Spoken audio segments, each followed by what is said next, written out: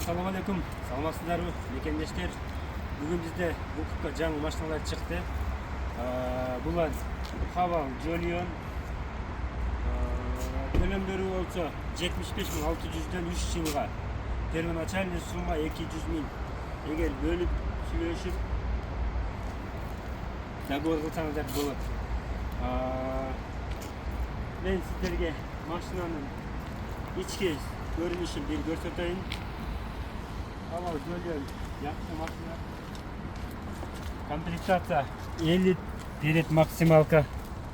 Бул жагы электро пакет.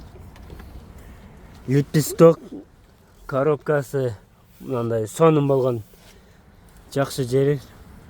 Салон тряпочный. Арканкы сиденьясы, арканкы жагын карасак, аркасында электро пакет. Подогрев задний сиденья бар.